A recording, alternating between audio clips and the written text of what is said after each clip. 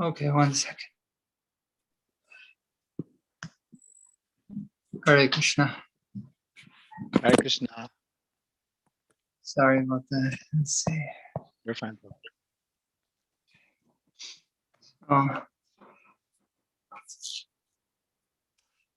Would you like to start the reading? Yes, Prabhu. Let's start. Om Namo Bhagavate Vasudevaya. Om Namo Bhagavate Vasudevaya. Om Namo Bhagavate Vasudevaya.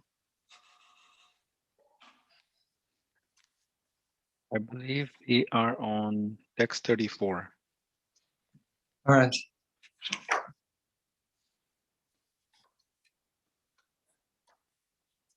Shall I start? Yes, Prabhu. Please go ahead. You give her pleasure by always holding wonderful festivals with singing of Lord Vishnu's names and recitation of his glories. At those times, she enjoys the company of Lord Vishnu's devotees. 35. Sri Parikshit said, Dear mother, Lord Shiva was so embarrassed by hearing this that he lowered his face. Then that leader of the Vaishnavas answered the great devotee Narada. Commentary. Lord Shiva's first reaction was to feel ashamed at hearing himself praised. Then he began to think that since the praise was altogether untrue, Narada might be making fun of him. Text 36. Sri Mahesh said, Oh, how painful this is, my dear Narada, free of every trace of false pride. How can you compare me, the root of all pride, to Krishna, the Lord of prideless sages? Commentary. Lord Shiva presides over the material force of ahankara, by which everyone from the rulers of planets on down thinks himself very important. And so Lord Shiva has some reason to blame himself for the false ego that pervades the material universe. Narada, in contrast, is free from the influence of ahankara, and so should not be idolizing Lord Shiva. At the opposite end to Lord Shiva in the spectrum of egotism, Lord Krishna is the source of pure pridelessness. Lord Shiva implies by this comparison that no real relationship can exist between himself and Lord Krishna, who are so opposite in nature. 37. I am covered by many false identities. I consider myself the Lord of the universe, the all-knowing giver of knowledge, the liberated bestower of liberation, the devoted granter of devotion for Vishnu. Commentary. One might think that the universal controller of false ego should be immune to its influence. Lord Shiva now denies this, describing himself as subject to ahankara. He says he also considers himself a dear devotee of Vishnu and a recipient of Vishnu's special mercy. And such a mentality, he thinks, is but another influence of false ego. 38. When the fearful time of annihilation arrives, in which everything must be devoured, I am obliged by the mode of ignorance to destroy the entire cosmos. When I think of this, I feel ashamed. 38. Dear Narada, if I had even a drop of Lord Hari, why did he fight with me? Why did he fight me when he took away the Parijata flower when Aniruddha stole Usha, and on other such occasions? Text 40. Why would he worship me, his servant, and why would he order me? Quote, turn people away from me by concocting your own versions of the scripture. Commentary. Here Lord Shiva tries to prove not only that Sri Krishna hardly cares for him, but that the Lord actually holds him in contempt. Otherwise, Lord Shiva argues, Krishna would not have opposed him in battle on several occasions, as when Krishna stole Indra's Parijata flower, and when Aniruddha stole Usha, the daughter of Banasura. Furthermore, when a master pretends to worship a servant, that servant is actually insulted and exposed to public ridicule. The pretense may even indicate that the master secretly holds some grudge against the servant and wants to humiliate him. This may have been the case in such instances as when Krishna worshipped Shiva to obtain an excellent son. Lord Shiva thus concludes that Krishna's asking benedictions from him indicates not Krishna's favor, but Krishna's contempt. Rather than overlook Lord Shiva's transgressions, Krishna punishes him in subtle ways. Lord Shiva is supposed to be a great devotee of Krishna because he teaches pure devotional service, yet Krishna ordered him to teach Mayavada atheism. Of course, Lord Shiva is actually a pure devotee and a recipient of Lord Krishna's favor. Even his teaching atheism is done for the sake of protecting the confidentiality of devotional service. But a pure devotee, naturally dissatisfied with himself, may often claim to have no spiritual status. Would you like to read?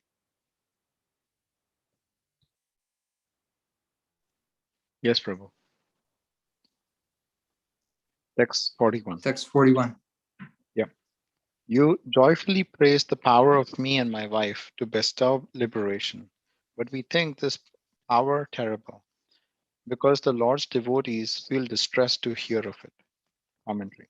Vaishnavas do not like to hear that anyone other than Lord Vishnu can award liberation. 42. Therefore, O best of Krishna's associates, do not think of me as a recipient of his compassion. Rather, those who have obtained the essence of his mercy are the residents of Vaikuntha. Commentary. Because Narada is himself one of Lord Vishnu's principal attendants in Vaikuntha, he should not have to be told that the Vaikuntha Vasis are true recipients of the Lord's mercy. In the next 6 verses, texts 43 to 48, Lord Shiva specifies their qualifications. 43.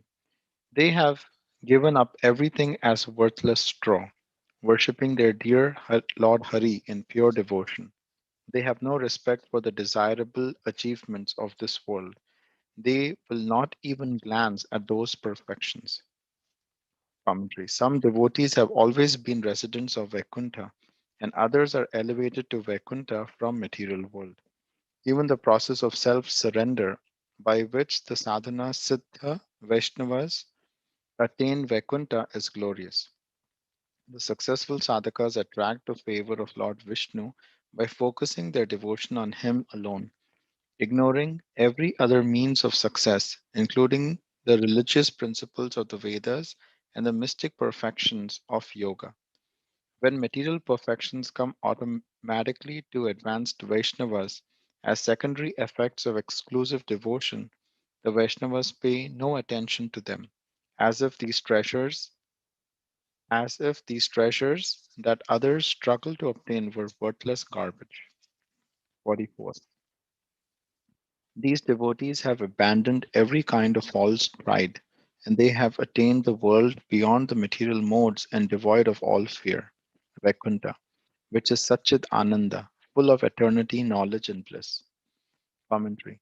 The residents of Vaikuntha are greater not only than the materialists, the candidates for liberation, and the liberated, but even than Lord Shiva, the giver of liberation. According to his own view of himself, Lord Shiva is subject to the influence of false ego, whereas the devotees in Vaikuntha are free from this defect. By virtue of this freedom from false pride, Vaishnavas attain Vaikuntha, which, in spite of being a particular place, is not temporary and illusory like the places of the material world.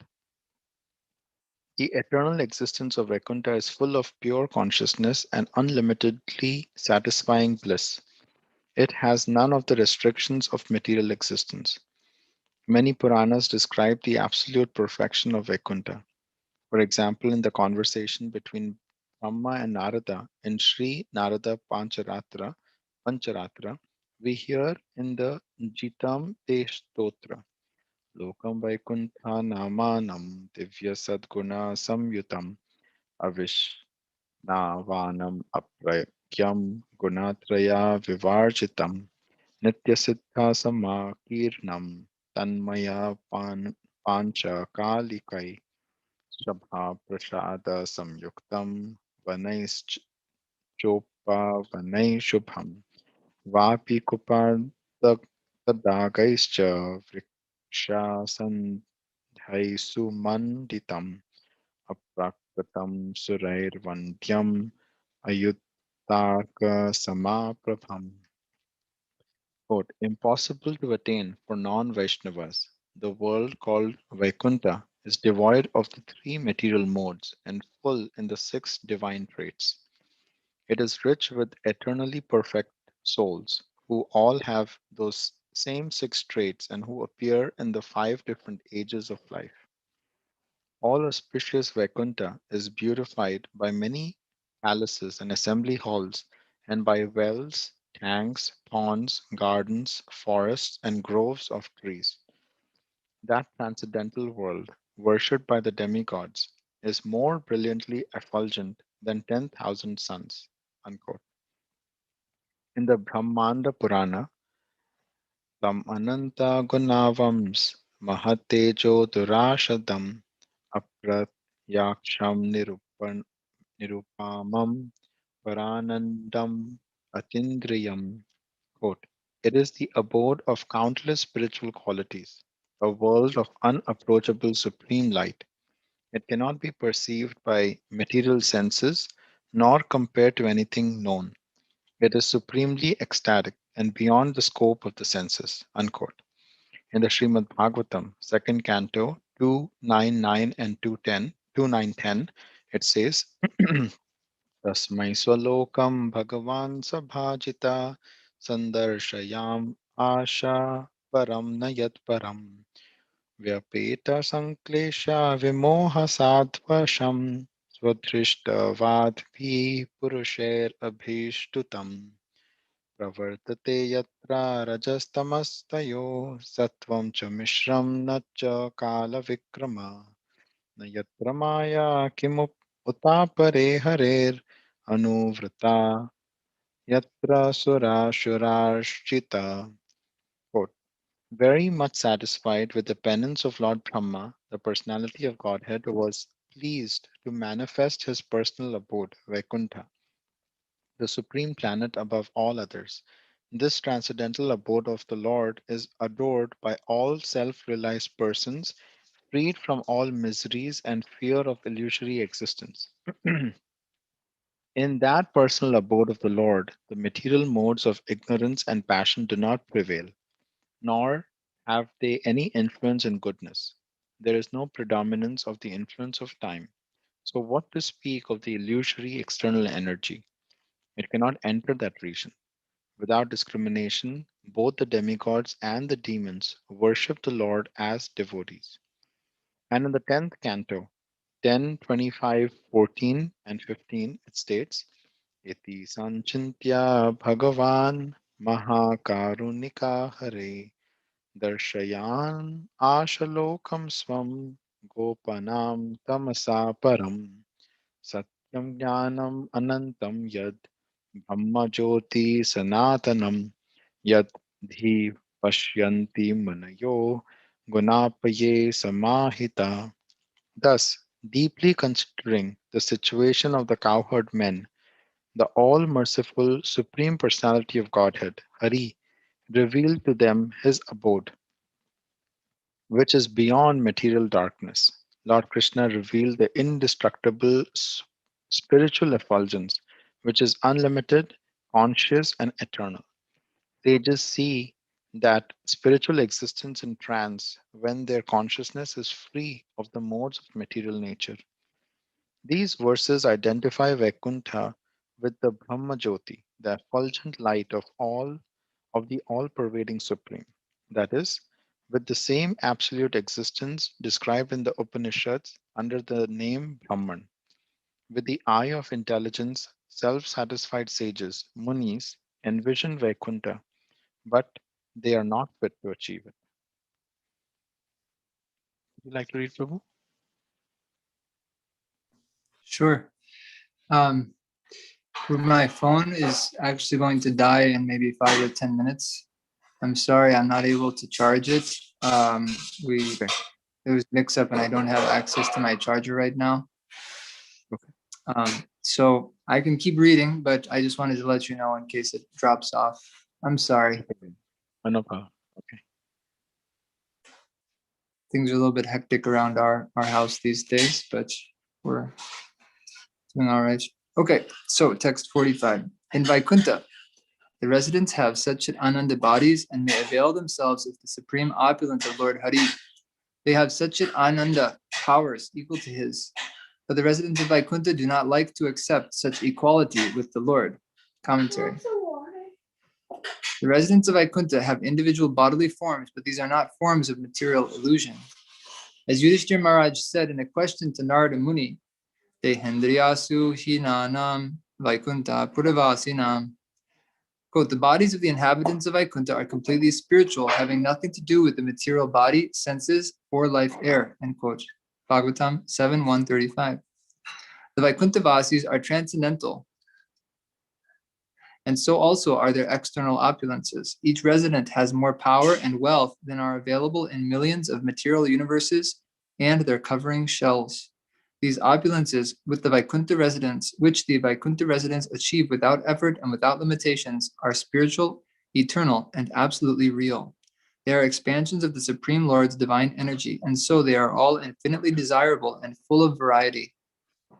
Logical and scriptural evidence of these facts will be presented later in Srimad Bhagavatarmrta 46.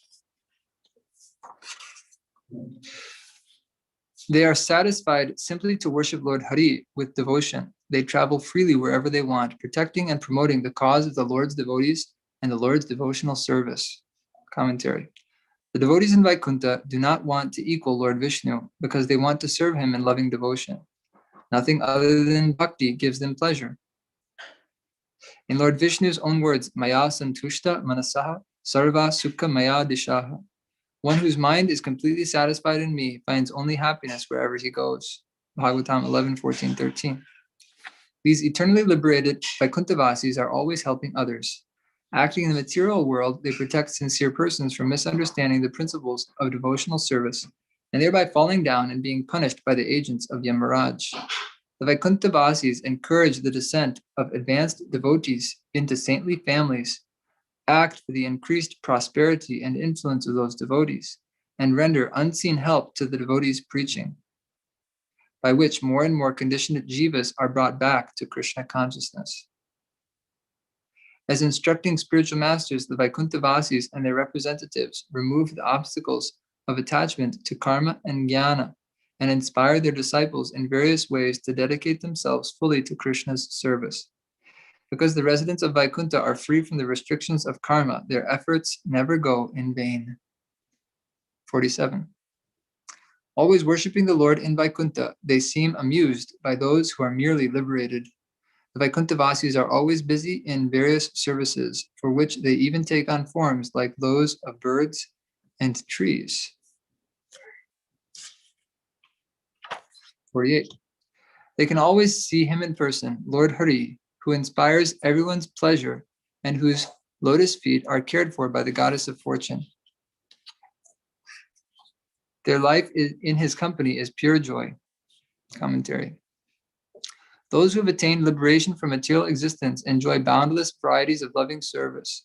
Only foolish, unfortunate persons ignore such an opportunity and instead pursue an impersonal idea of liberation.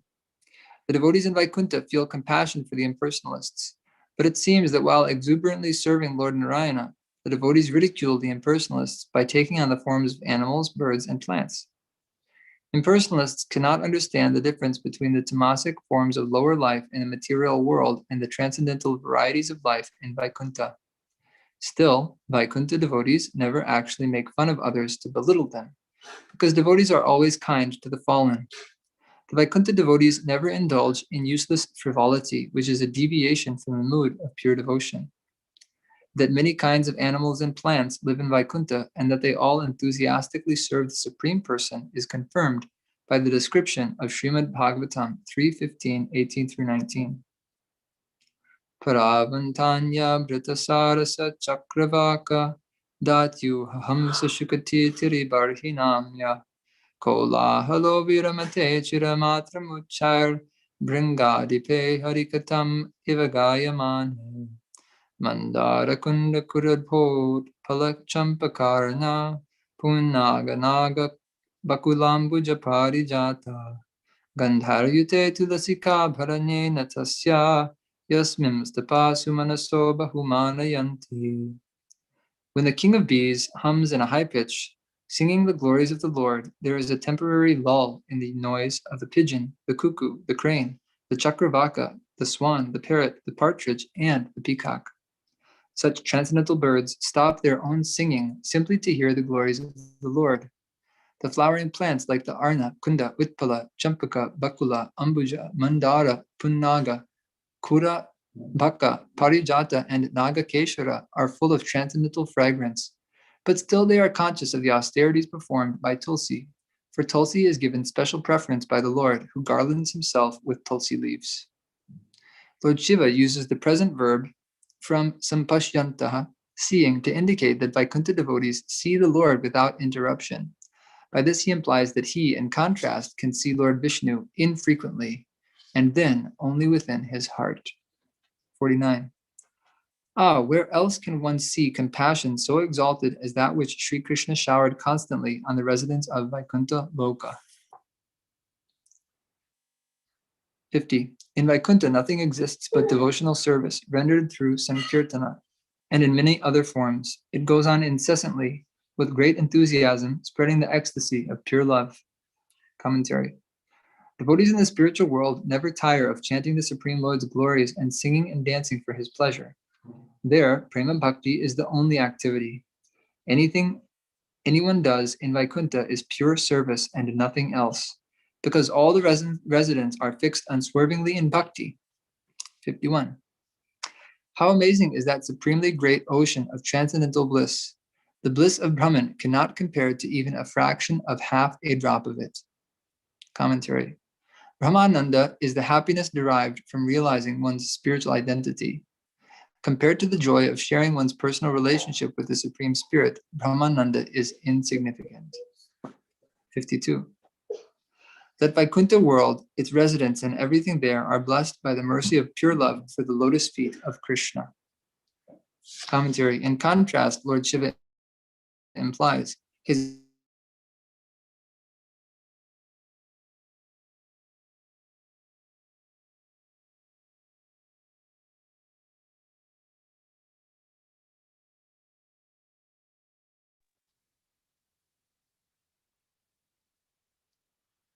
Hare Krishna.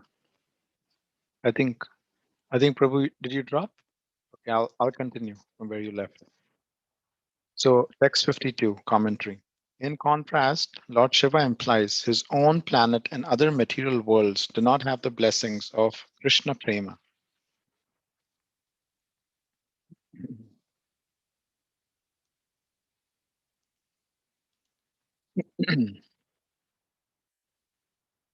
Text 53. As residents of such mercy, the divine residents of Vaikuntha are much greater than I in many ways. How can I adequately describe their glories? Commentary. Every resident of Vaikuntha is Shriman, entirely favored by the goddess of fortune, the consort of the Supreme Lord. Each of them, therefore, has access to the full wealth and power found in millions of universes. But because the Vaikuntha-vasis are pure devotees, they prefer not to take advantage of these blessings for anything but the opportunity to serve their Lord. This distinguishes them from the conditioned souls of the material world. 54. Though living within the material world in bodies composed of the five elements, persons expert in relishing devotional service to the Lord are always worshipable for persons like me. Commentary. Wherever in the material world the mood of Vaikuntha is found, Lord Shiva worships the carriers of that mood as his superiors. He expresses the same attitude in the Narayana Vyuhastava of the higher Shirsha Pancharatra. Quote, to those who have come under the influence of pure devotion for Vishnu and have therefore abandoned their worldly religious duties and profitable endeavors just to worship the soul of souls, I constantly offer my repeated respects. 55. Such expert relishers surrendered themselves fully to the lotus feet of Sri Krishna, hoping to obtain exclusive love for him. They abandon their wealth, their families, and their very lives. 56. They are not interested in any of the means and ends of success in this world or the next. They have gone beyond subservience to the rules that apply according to birth, occupation, and spiritual status. 57. Even if they have not repaid their three debts and are therefore transgressing Vedic principles, by the power of their devotion to Lord Hari, they are ever fearless. 58. Greedy to taste the pleasure of devotion to Him, they have no desire for anything else. To them, liberation, heaven, and hell all appear the same. Commentary. Fearlessness and freedom from selfish desires are spontaneous symptoms of those who enjoy the transcendental taste of Krishna consciousness. The surrendered devotees of the Supreme Lord are always perfect, but they humbly think themselves only potential candidates for prema bhakti. Aspiring to be awarded exclusive love of God, they abandon attachment to property and family. They are not even interested in protecting themselves from threats to their lives. Since they have no desire for the worldly goals of prestige, security, and sense enjoyment, they have no urge to work to earn the money and pious credits required for obtaining these objects of desire. And as a further consequence of their freedom from material ambition, they have transcended identifying the self in terms of material social divisions, the Brahmana caste and other occupational designations, and even human and demigod species. They have risen above the regular and occasional obligations of all these categories. From the very day of one's birth, one is encumbered with three kinds of debts. To the demigods who provide the basic needs of life, one owes the performance of sacrifice. To the parents from whom one inherits the good karma and cultural heritage of one's family, one owes offspring. And to the sages who teach how to fulfill the spiritual potential of human life, one owes study of the Vedas. Hmm. One who fails to absolve oneself from these debts by doing what is required and avoiding what is forbidden can expect severe punishment from Yamaraj, the judge of the sinful.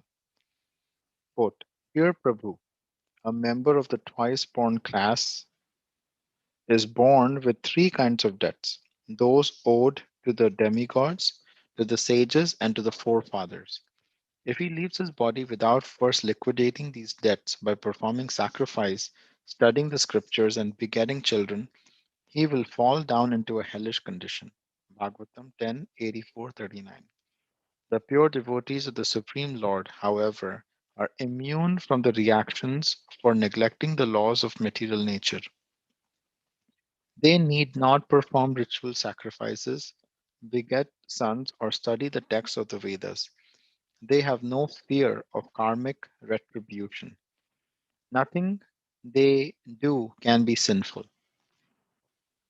They can act confidently, however, they wish, on the strength of their pure devotion to Lord Vishnu. Pure devotional service exempts Vaishnavas from the karmic obligations of non devotees, as Lord Krishna has explained to two of his most trustworthy devotees, Uddhava and Arjuna. Quote, as long as one is not satiated by fruitive activity and has not awakened his taste for devotional service by Shravanam, Kirtanam, Vishnu Smaranam, one has to act according to the regulative principles of the Vedic injunction. Bhagavatam 11:29. This proposition implies that after the taste has developed, a devotee no longer needs to perform Vedic duties. Quote from Bhagavad Gita 1866. Abandon all varieties of religion and just surrender unto me. I shall deliver you from all sinful reactions. Do not fear. Sri Narada also gave the same instruction to Vyasadeva in Bhagavatam 1:5-17. One who has forsaken his material occupation to engage in the devotional service of the Lord may sometimes fall down while in an immature stage.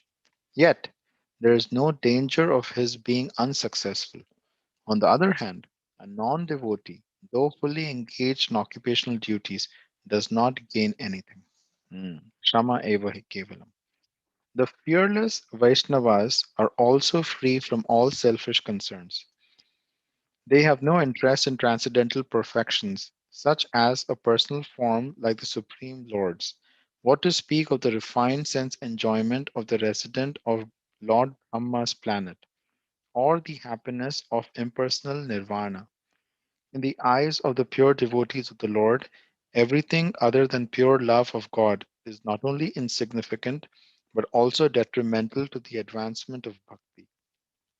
Thus, they consider impersonal liberation and being elevated to heaven the same as being sent to hell. Speaking here to Narada, Lord Shiva echoes his own words from the sixth canto of the Bhagavatam, 6:17-28.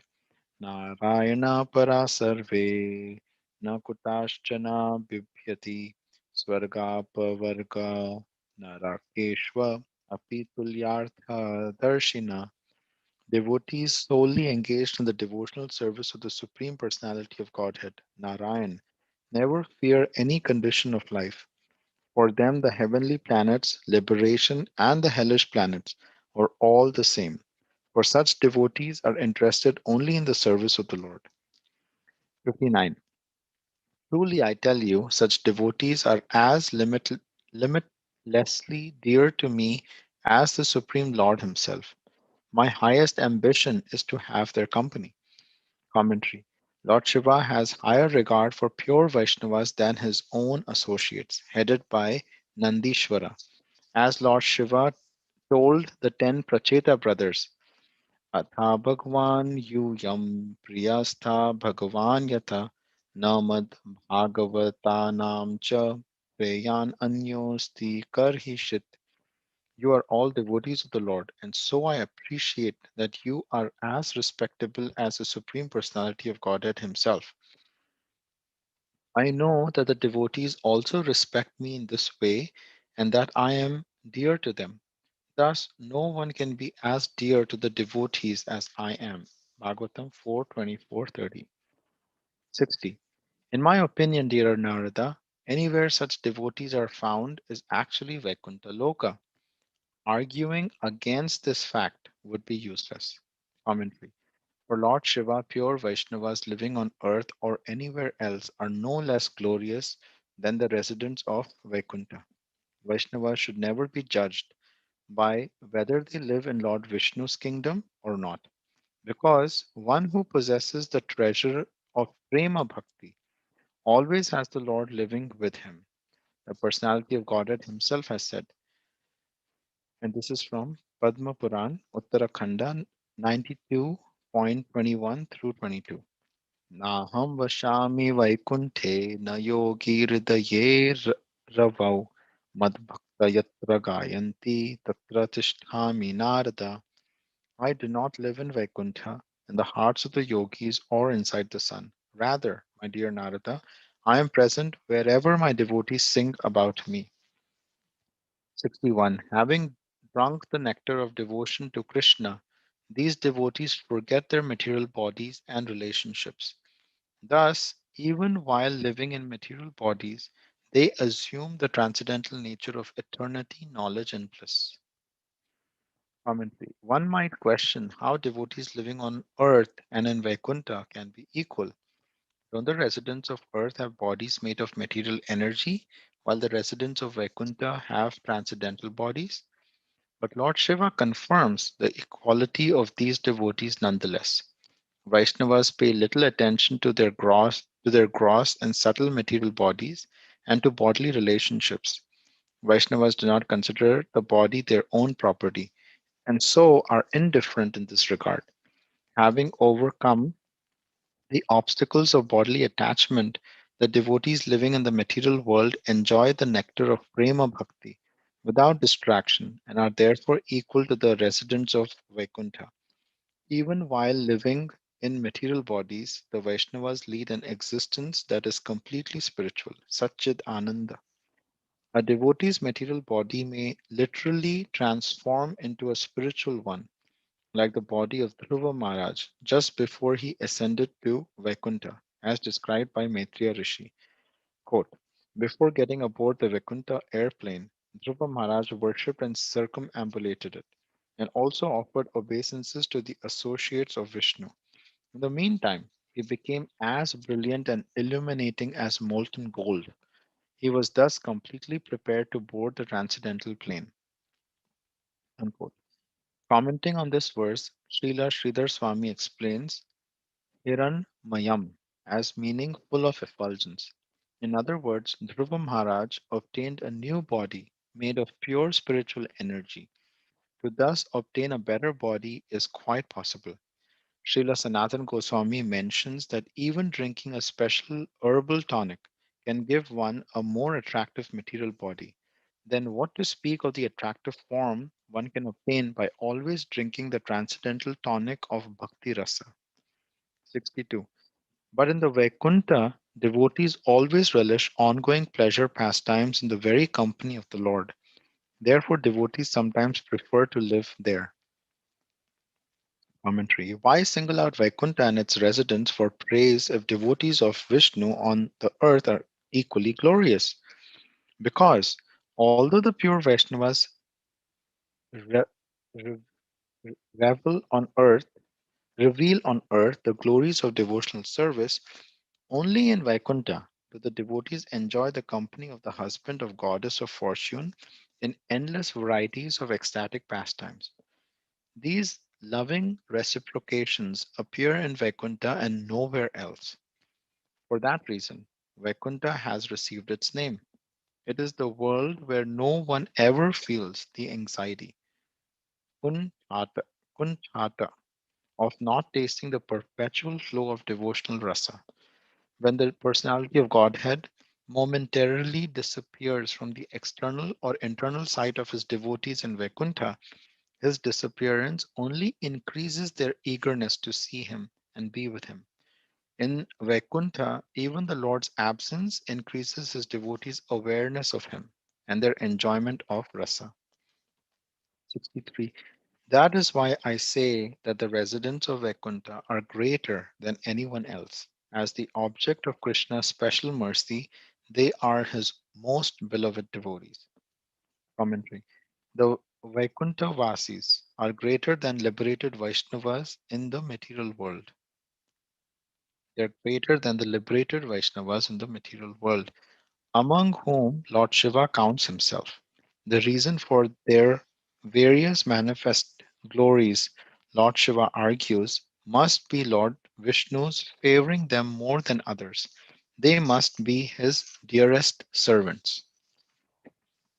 64. Sri Parvati said, furthermore, among them all, the goddess Shri is famous as especially dear to the Lord. She is indeed the ruling goddess of Vaikuntha and its residents. Commentary. Lord Shiva's consort Devi is a partial expansion of Lord Vishnu's consort Shri. When Parvati heard her husband praise Vaikuntha without mentioning the queen of Vaikuntha, Parvati became somewhat disturbed. She therefore took the liberty to speak out. Everyone who knows the goddess Shri knows that she is the beloved wife of Lord Vishnu. Indeed, one of her names is Hari Priya. She is worshipped with reverence by all the Vaikuntha-vasis. To uphold the claim that Lord Vishnu's consort Shri is his most favored devotee, Parvati will now describe her greatness in more detail. 65. Her mercy expands wherever she casts her sidelong glance. Thus, the rulers of the various planets obtain their powers, their knowledge, their detachment, and their devotion. Commentary. According to Mother Parvati, the demigods are powerful only by the blessings of the goddess Shri. It is thanks to Shri that the demigods correctly understand the relative positions of God and the finite living entities, that they have given up interest in material enjoyment and liberation, and that they have become devotees of the personality of Godhead. As Durvasa Muni told Indra in the Vishnu Purana 1929, यथा सत्वं ततो लक्ष्मी सत्वं भूति अनुसारि च निःश्रिकानां कूटसत्वं विना तेन गुणाकुटा. Quote, where there is patience, opulence arises, and patience also follows opulence. But how can those not favored by the goddess Shri have patience? And without patience, how can they have good qualities? Unquote. In the same chapter of Vishnu Puran 19120, Lord Indra offered the following prayers to Lakshmi. Quote, Splendid goddess, you personify the mystic knowledge of sacrifice, of material nature, of the secrets of devotional service, and of the perfection for the soul. You are the giver of ultimate liberation. Unquote. Ultimate liberation is pure devotional service, which is ruled by the concert of the Supreme Person and gained by a fortunate soul only when she recommends that soul to the Lord. 66. Ignoring people like you who worship her with great respect, she vowed to undergo severe penances to worship her beloved Lord, even though he was indifferent to her. Commentary. Only devotional service to the Supreme Lord can attract the attention of the goddess Lakshmi, who worships Lord Narayan with pure devotion. She willingly accepts any difficulty and any menial service to please him, although he, being satisfied in himself, does not need anyone's help to fulfill his desires. Many Vaishnavas look to Mother Lakshmi's example of perfect surrender, hoping to follow in her footsteps. The wives of the Kaliya snake, for example, prayed to Sri Krishna in Bhagavatam 10:16-36, quote, O Lord, we do not know how the serpent Kaliya has attained this great opportunity of being touched by the dust of your lotus feet. For this end, the goddess of fortune performed austerities for centuries, giving up all other desires and taking austere vows. Unquote. The supreme goddess Mahalakshmi is the eternal beloved of Lord of Vaikuntha. She does not have to worship him to achieve him, but her expansions descend as avatars to accompany the various incarnations of Narayan. And some of these avatars of Mahalakshmi, such as the daughter of Bhrigu Muni, are described in Vedic scriptures as performing penances to obtain the Lord as their husband. 67. This most perfect of chaste wives resides forever on his beautiful chest and follows him in all his incarnations. Commentary. One of Sri Mahalakshmi's expansions is Lakshmi, who controls and dispenses the opulence of this material world.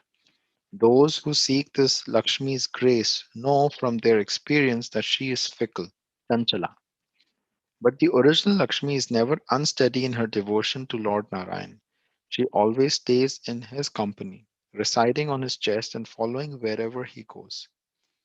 Evam yata jagat swami devo devo janardana avataram karoti esha tathashris tat sahayini. Quote, just as the Lord of the universe, the God of gods, Janardhana, descends to this world, so does his helpmate, the goddess Shri. Unquote. De devatve devatehiyam manushyattve jam manusi Vishnur dehanurupam vai karoti eshat manastanum. Quote, when he appears as a demigod, she appears as a goddess. And when he becomes a human man, she becomes a human woman. She accepts for herself a body that exactly corresponds to whatever body Lord Vishnu assumes. Unquote. Vishnu Purana 19142 to 145. So I will stop here. We are stopping at chapter 3, text 67, and the chapter's name is Prapa Chatita, Beyond Material World.